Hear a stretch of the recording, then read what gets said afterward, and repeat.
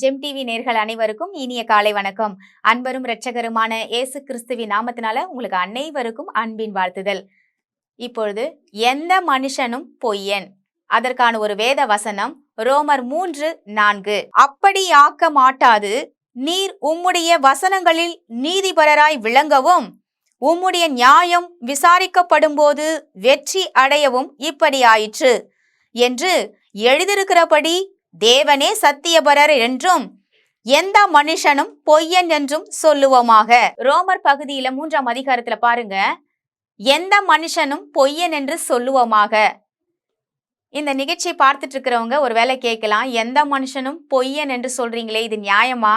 என் வாழ்நாள்ல நான் முடிஞ்ச வரைக்குமே உண்மையை தான் பேசிக்கிட்டு இருக்கேன், நீங்க எப்படி பொய்யன் சொல்லலாம் மனுஷனை பார்த்து? எல்லாரும் அப்படி இருக்க மாட்டாங்க அப்படின்னு சொல்றீங்க.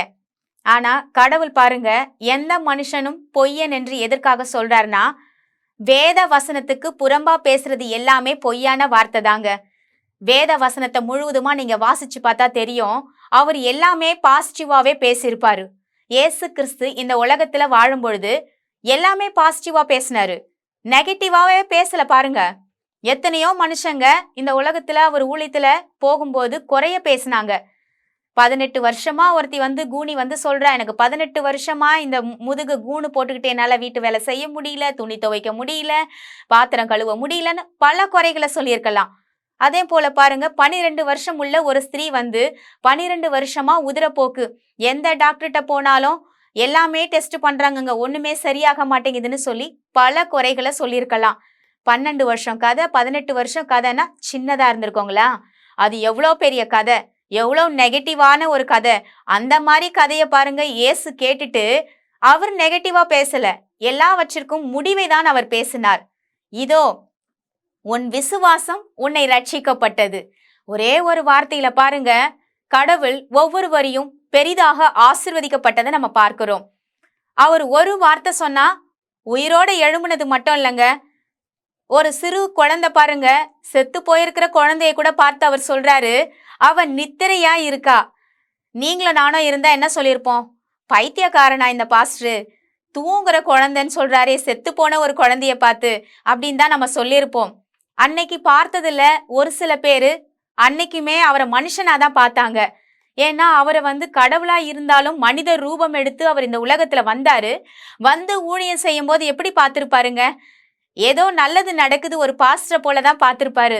ஜனங்கள்லாம் அவர் பின்னாடி திரளான கூட்டம் வந்துச்சுன்னு வேதத்துல எழுதியிருக்கு.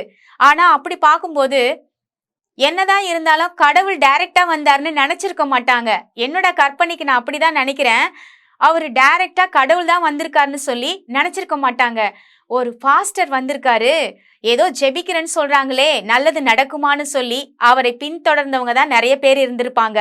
அப்போ பாருங்க, கடவுள் அங்க நெகட்டிவா பேசின இடத்துல எல்லாம் பாசிட்டிவா பேசி பேசி ஒவ்வொருவரையும் உயிரோடு எழுப்பினாரு. செத்தவங்கள, ஜுரமா இருந்தவங்கள ஆண்டவர் பாருங்க சுகப்படுத்தினாரு. மரித்த லாசருவ உயிரோட எழுப்பினாரு. அப்போ வாலிப வயதுல பாடையில போன ஒரு பையனை எழுப்பி அந்த விதவை கிட்ட கொடுக்கிறாரு. அப்போ பல பிரச்சனைங்க, ஜனங்களுக்கு ஒரு பிரச்சனையா நடக்குது. 12 வருஷமா உதிரப்போக்குள்ள ஒரு ஸ்திரீ, கூனியா இருந்திருக்காங்க, கண்ணு தெரியாதவங்க இருந்திருக்காங்க, குருடரா இருந்திருக்காங்க, செவுடரா இருந்திருக்காங்க, முடவரா இருந்து 38 வருஷம் பாருங்க படுக்கையிலே கடந்தவன ஆண்டவர் நீ எழுந்து நட, என்ன திமிரு இருக்கும் அப்படின்னு சொல்லியிருப்போம் இல்லையா?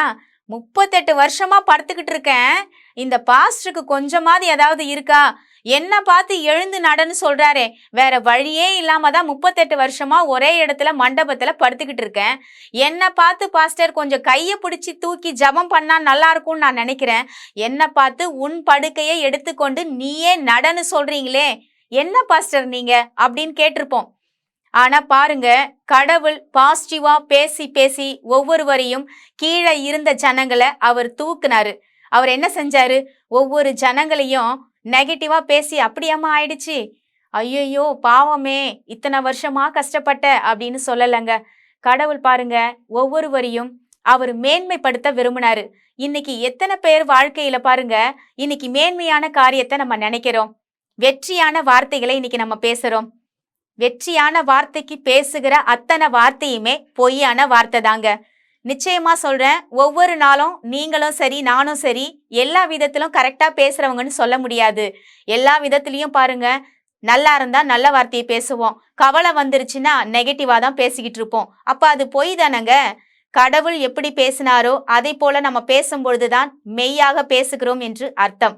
அதற்காக நம்ம ஜெபிக்கலாம். இன்னைக்கு மெய்யா நம்ம பேச போறோம். கடவுளை போல பேச நம்ம ட்ரைனிங் எடுக்கலாம்.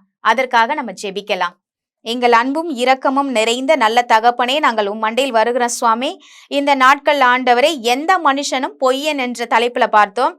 எல்லா மனுஷனும் பொய் பேசுகிறவன் என்று வேதம் சொல்லுகிறது. அது எப்படின்னா, ஒவ்வொரு மனுஷனும் தேவனுக்கு விரோதமாக பேசுகிறோம். தேவன் எல்லாவற்றையும் முடிந்தது என்று நினைத்தீர். நாங்க ஒவ்வொரு விஷயத்தையும் பார்த்து இது முடியல அது முடியலன்னு சொல்லி பொய்யை பேசி கொண்டிருக்கிறோம். எங்களால முடியாது ஒண்ணுமே இல்லைன்னு சொல்லி என் தேவன் நீங்க ஆசிர்வதிச்சிருக்கீங்கப்பா. என்னை காட்டிலும் பெரிய காரியங்களை செய்வான், என்னை விசுவாசிக்கிறவன் என்னை காட்டிலும் பெரிய காரியங்களை செய்வான்னு சொன்னீங்களேப்பா. உம்மை விசுவாசிக்கிற எண்ணங்களையும் வார்த்தைகளையும் எங்கள் நாவில் வைக்கும்படியாக நாங்கள் வேண்டிக் கொள்ளுகிறோம். இயேசுவின் மூலம் ஜெபிக்கிறோம் நல்ல தகப்பனே, ஆமேன். கர்த்தர் நம் அனைவரையும் ஆசிர்வதிப்பாராக. God bless you.